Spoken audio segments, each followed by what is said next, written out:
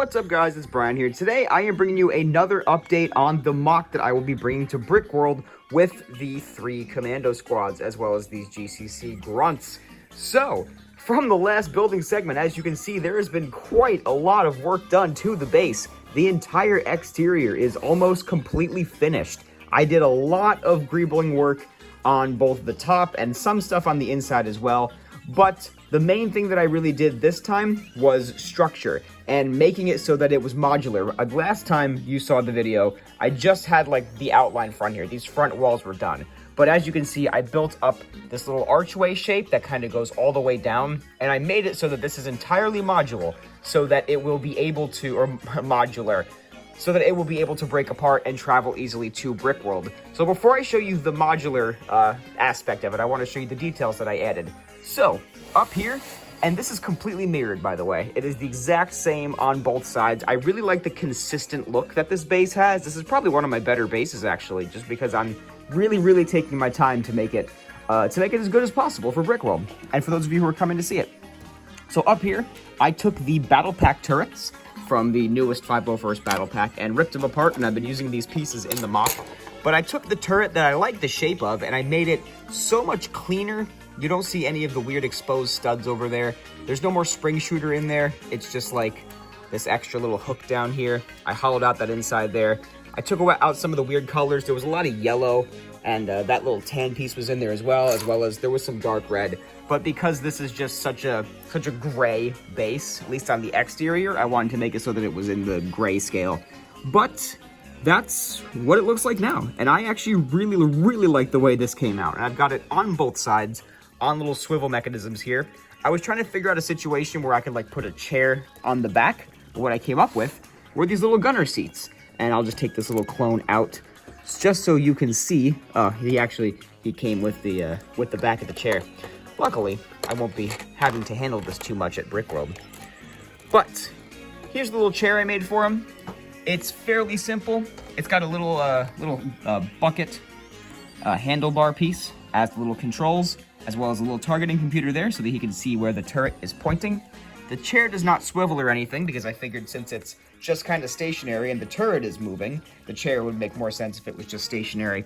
So it's just a nice little gunner's chair with some very simple details on there. And I like the way it came out, especially with that little bucket handlebar to be the little like control handles for the clone trooper. And it's just sat in there with those 2 studs. So the clone just sits in there like so. Close that up. And there you go. He's manning the guns. So I've got that on both sides, as you can see. I also put these little satellite dishes, one on each side. Really like the way that this came out as well. This isn't actually swiveling. It's just on a jumper tile. But I got to get that circle piece back in the middle there. And it gives like an illusion of swiveling. But yeah, this is a pretty cool design as well. And I came up with 2 of those, one for each side. Up on top here is a long-range communications array. Little spoiler alert for how the modular section works, but I wanted to show you this little communications array with a little computer there, and as well as some other details and a whole bunch of antenna and various poles and sticks and stuff like that. And that's about it. I don't really know what else is going to go on the exterior of this base. I kind of want to put some more details up here. I just added up these little poles on each side here as well. These little old-timey blasters, just to give it some extra detail. I kind of like the way that looks, but I'm not sure. If there's anything else you guys think I should put up here, let me know. Or if you think the look is clean and finished, yeah, just let me know what you think about this. But I also made a door down here. I used some of the spring-loaded shooter bricks just to give it some extra detail down there. I don't know if this door is actually going to be here or not, because if the Commandos are coming out of the base, I don't know if this door is going to be open or closed. I haven't decided that yet. We'll just see later on in the MOC how it's all coming together, and we'll see how it actually looks. But the door is there for now, and I can always take it out if it needs to be taken out. But let me show you how this base separates in a modular fashion. This was definitely my biggest challenge with the MOC so far, was being able to make it so that the whole thing separates into 2 halves. Because when it comes to moving me to Brickworld, I'm gonna have to travel with it. So I wanted to be able to separate into as many small pieces as possible so that it travels easily. And you saw this before earlier in the video. This little section comes off the top. That's the very first thing you have to do to separate it. I'm just going to show you the whole process. In between these 2 sides here is a very simple just connection here. There's 2 jumper studs up there that makes the archway whole, but you wouldn't have even been able to tell that until I removed it here. Now, each side of the roof does come off. You have to take 1 tile off of each side.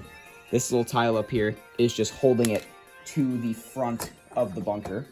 But then each side just lifts off, like so. It's connected with, this is a jumper on this pillar, and there's a jumper on this pillar, and then there are some tiled pillars over here that it just kind of sits on.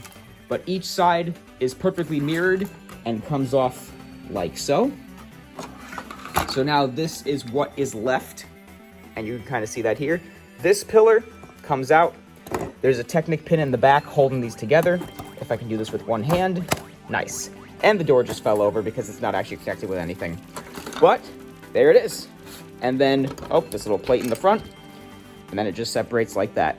So that, I am very proud of how that all came together and how this whole thing is able to be detailed, consistent, and also modular. So it's going to be very easy to travel with because I can just like reattach some of these details later on, but I wanted the whole structure to be able to come out and apart like this.